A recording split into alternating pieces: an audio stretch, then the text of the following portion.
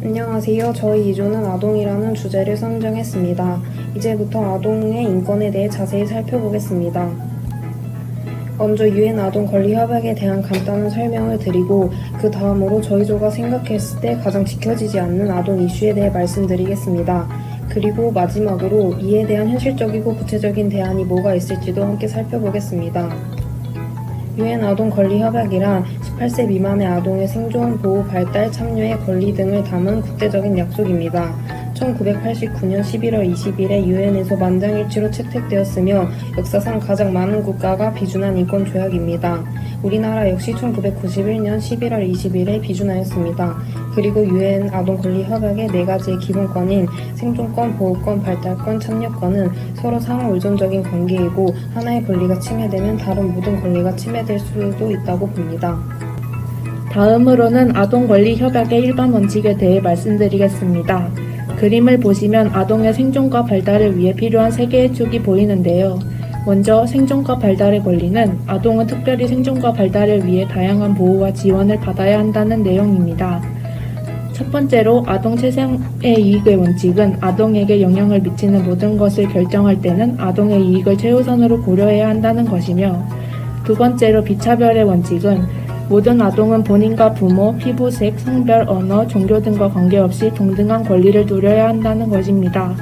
세 번째로 참여 아동 의견 존중의 원칙은 아동은 자신의 잠재 능력을 최대한 발휘할 수 있도록 적절한 사회활동에 참여할 기회를 갖고 자신의 생활에 영향을 주는 일에 대해 의견을 말할 수 있어야 하며 그 의견을 존중받아야 한다는 것입니다.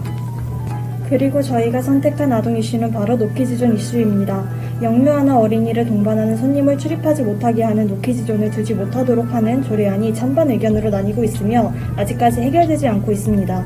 다른 손님을 배려하는 차원으로 영업상 자유다, 어린이와 동반하는 부모에 대한 인권 침해다 등 이야기가 많습니다. 그리고 2017년 국가인권위원회에서 노키즈존을 합리적 이유가 없는 차별행위라고 규정하긴 했지만 법적 강제성이 없는 탓에 노키즈존은 전국적으로 확산하는 추세입니다.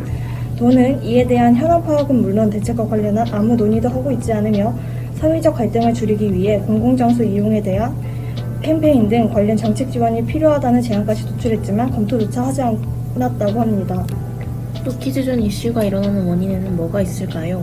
저희가 생각하는 원인은 우선 개인적 요인에는 부모와 함께 온 아이들이 가게를 지저분하게 만들고 간다거나 다른 손님들에게 피해를 주는 상황이 생겼을 때 보호자들이 아동을 제대로 제어하지 않기 때문에 발생하였고, 난동이 일어났을 때 발생한 피해 보상도 받지 못하는 경우가 대부분이기 때문에 노키즈존이 실행되었다고 보았고, 사회적 요인에는 노키즈존 이슈는 주로 사회적인 변화와 노동 여건 등이 영향을 미치고 부모들은 양육 부담, 경제적 어려움, 과로 등으로 인해 자녀와의 교류를 피하려는 경향이 있기 때문입니다. 또한 도시화와 고밀도 산업지구에서의 생활로 인해 작은 공간에서의 양육이 어려워지는 등 다양한 요인이 있으며, 일부 사람들이 공공장소에서 어린이의 행동을 이해하지 못하거나 방해로 인식하여 이로 인해 아동차별이 증가하고 노키즈존이 필요한 상황이 발생하고 있다고 보았습니다. 그리고 저희가 생각해본 노키즈존 이슈와 관련된 조약은 제2조 아동은 모든 종류의 차별로부터 보호받으며 부당한 대우를 당해서는 안 된다. 제15조 아동은 단체와 모임에 가입할 수 있고 평화적 집회에 참여할 수 있다.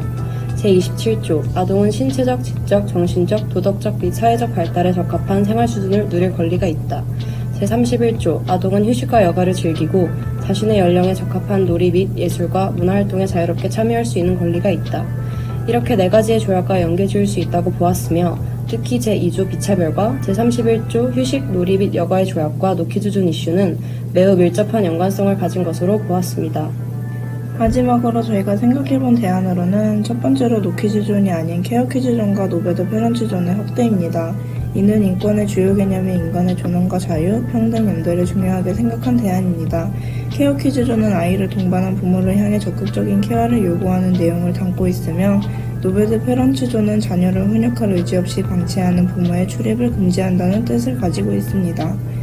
아이들의 가게 출입은 자유롭게 하고 근본적인 원인인 부모의 책임 보상, 즉 부모의 부주의로 인해서 다른 손님들에게 피해가 발생하거나 매장 기물 파손 및 안전사고가 발생했을 때 전적인 책임이 부모에게 있음을 강화하는 케어키즈존과 노베드 페런츠존을 확대하는 것이 현명한 대안이라고 생각하였습니다. 그리고 추가적으로 부모의 책임이더라도 가게에서는 부모가 아이를 더 신경 써서 돌볼 수 있는 기본적인 인프라, 예를 들어 아기 의자나 컵 등의 육아 물품을 갖추어 놓는 환경 조성이 필요하다고 보았습니다.